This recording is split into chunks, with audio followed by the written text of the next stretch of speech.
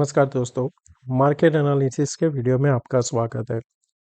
पहले देखते हैं कि हमने क्या कल डिस्कशन किया था, मार्केट आज कैसे हुआ। आज बहुत ही वोलेटाइल था, रोल भी कह सकते हैं, काफ़ी सारे यहाँ पे एसएल भी हिट हुए हैं और स्पाइक्स भी ऐसे थे कि 200-250 पॉइंट का चल रहा था और जो स्प्रेड था, फ्यूचर में भी स्प्रेड 8 से 10 पॉइंट का था।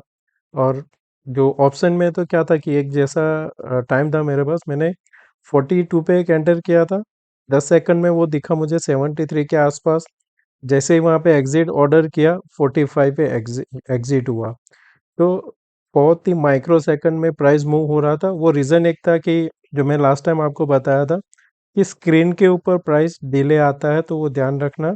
तो वही चीज़ आज हमको वापस देखने को मिला था। कोई भी ब्रोकर हो, ये आज देखने को मिला था कि वहाँ पे डिले प्राइस था। और स्टार्टिंग में जो ओपनिंग हुआ, कल जो हमने यहाँ पे ट्रेंड लाइन बनाया था, वहीं से रिजेक्शन आया। फिर से हमारा जो मेक और ब्रेक है उसके पास आया कंसोलिडेशन और यहाँ से ब्रेकआउट। कल हमारा डिस्कशन था कि अगर हमने सेकंड हाफ में यहाँ पे इसके बाद में ब्रेकआउट दिया तो एक मूव आएगा। हमारा एक्सपेक्टेशन क्या था यहाँ पे 80, पर उससे भी ऊपर हाई लगाया और फिर यहाँ से देखेंगे तो ये एक कैंडल जहाँ पे हाई है 826, लो है 495, 330 पॉइंट का एक कैंडल बनाया। सेकंड तुरंत ही यहाँ पे रिवर्सल कर गया। वही तो जैसे 250 पॉइंट के तीन कैंडल बने हैं आज। और कोई अगर कहता है ये मुझे पता था, तो वो बेवकूफ़ बना रहा है। ये किसी को पता नहीं था, इस हिसाब से होगा और ब्रूटल था।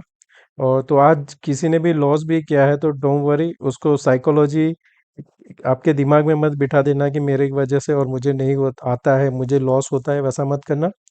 फ्रेश कल से करना, कल छोटी क्वांटिटी में करना। हो सके तो देखना कल अगर आरबीआई पॉलिसी फिर से वॉलेटाइल रहता है, अवॉइड करो। मंडे से फ्रेश स्टार्ट करना, जो आप करते हो उसी हिसाब से। बैंक निफ्टी में जो हमारा हायर लेवल पे जो था टारगेट 53,800 जो हमने काउंट किया था, वहाँ तक आ गया है।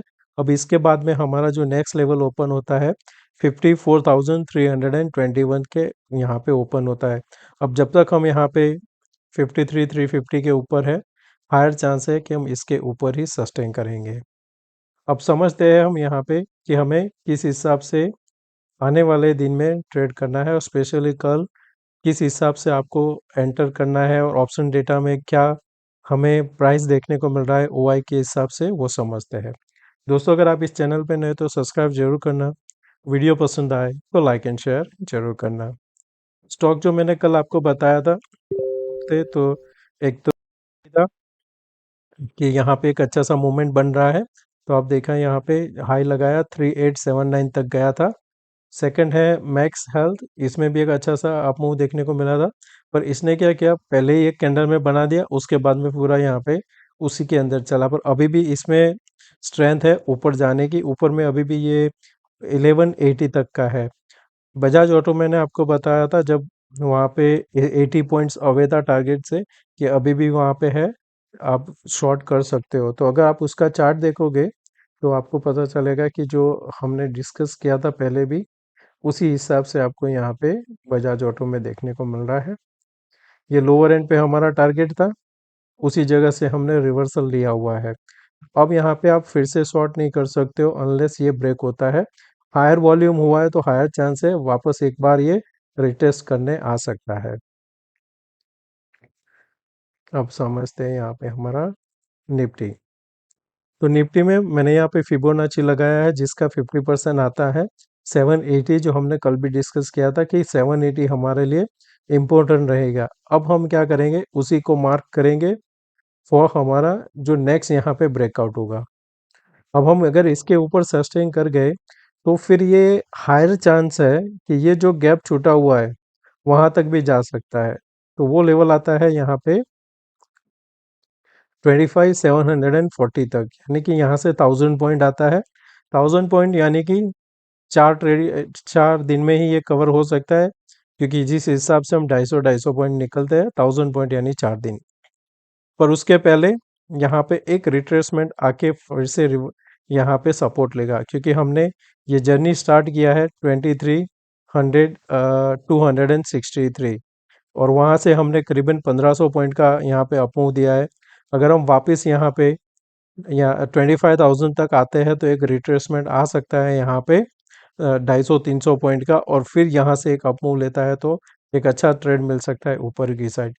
वहां पे जाने के बाद फिर लंबे टाइम पे आपको यहाँ पे अगर वहां से रिवर्सल आता है तो फिर हम जो लास्ट टाइम में सोच रहे थे कि एक अच्छा सा एम पैटर्न बन सकता है, वो फिर यहाँ से स्टार्ट होगा, और इस हिसाब से हम फिर इसको काउंट करके चल सकते हैं।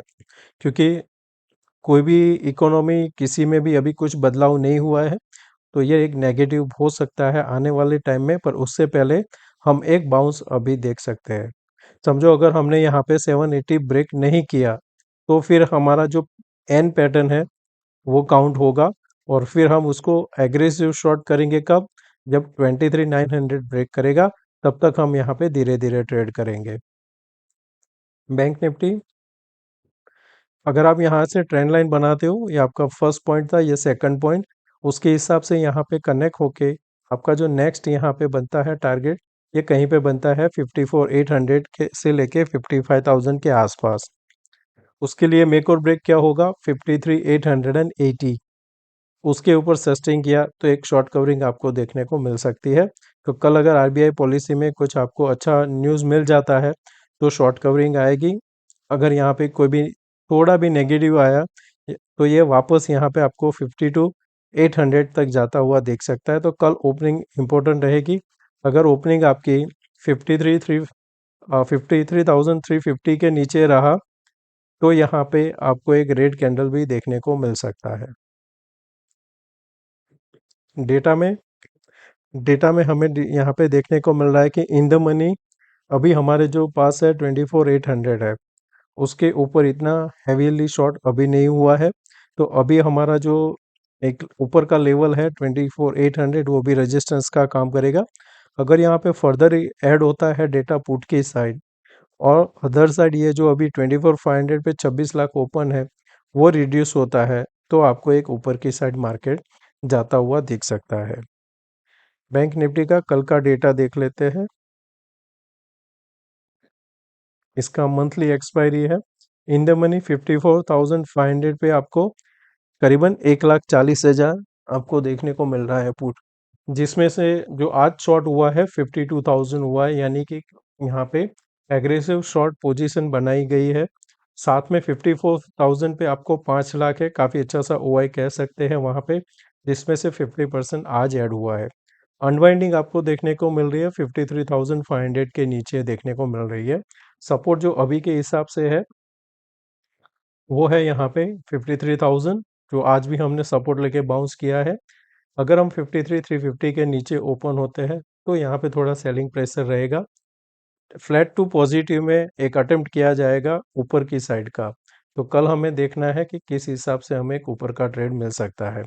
कल सेंसेक्स का भी एक्सपायरी है तो वो भी समझ लेते हैं साथ में।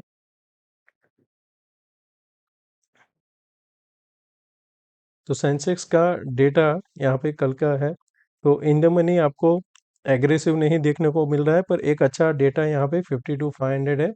पॉसिबल ये आज क्रिएट किया गया है जब मार्केट यहाँ पे ऊपर की साइड था, क्योंकि 48,000 है 150 यहाँ पे पूरा 95% आज क्रिएट किया गया है। और इसका जो क्लोजिंग है वो भी जो इसका प्राइस है उसी के यहाँ पे कल के प्राइस से हाफ के हिसाब से हुआ है। तो हमें यहाँ पे कल आज सॉरी कल हमें यहाँ पे ध्यान में क्या रखना है कि 82,500 का पुट में क्या यहाँ पे पोजीशन हो रही है। ये 48 वाला अगर 1.5 या 2 लाख हो जाता है, और साथ में उसके 82,000 का कॉल जो अभी 3,21,000 है अनवाइंड होता है, एक अच्छा सा यहाँ पे शॉर्ट कवरिंग का ऊपर की साइड ट्रेंड मिलेगा। क्योंकि यहाँ पे ये 2 लाख, ये 2 लाख और ये वाला 3, ये सब ट्रैप होंगे जो आपको इजीली शॉर्ट कवरिंग ऊपर लेके जा सकता है। कोई भी डीप मिलता है तो यहाँ पे आपको सेफ ट्रेड अगर करना है तो 80,600 का ध्यान में रखना।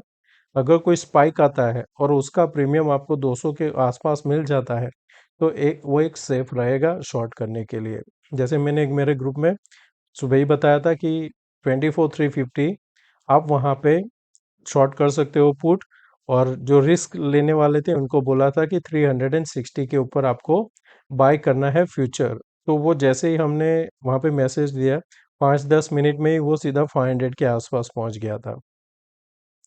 तो वापस चलते हैं हम चार्ट पे। सेंसेक्स का भी एक बार वीकली डेली चार्ट देख लेते हैं। तो इसमें अगर हम यहाँ पे फिबोनाची लगाते हैं पहले,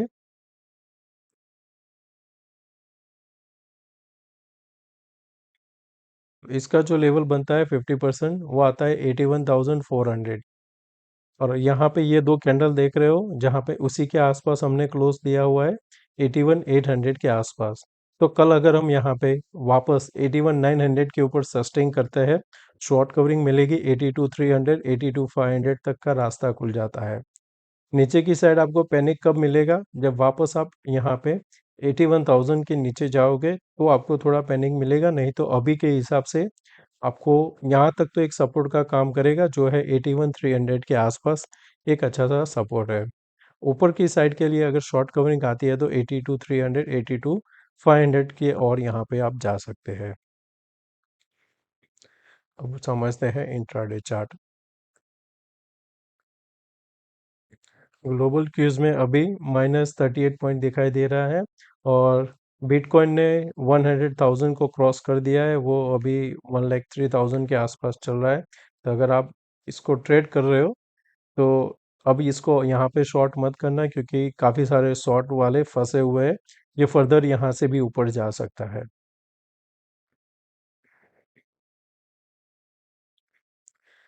तो अब इसको हम इंट्राडे में कैसे ट्रेड करना है?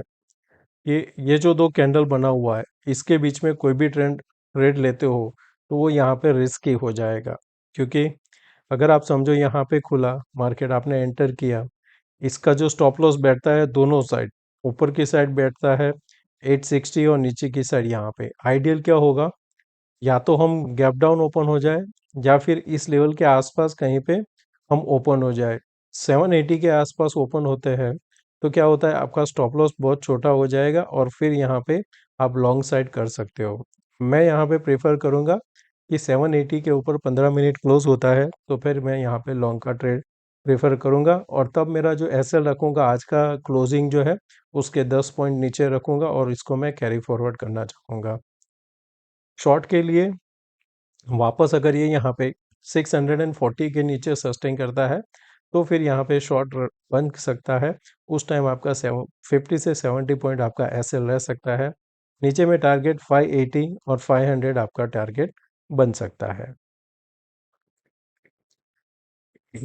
बैंक निफ्टी अभी के हिसाब से जहाँ पे हमने क्लोजिंग किया हुआ है, तो अगर आप यहाँ पे ओपन हो जाते हो 800 के आसपास और 880 900 के ऊपर सस्टेन करता है, फिर से लॉन्ग कर सकते हो 54,000 54,320 के लिए।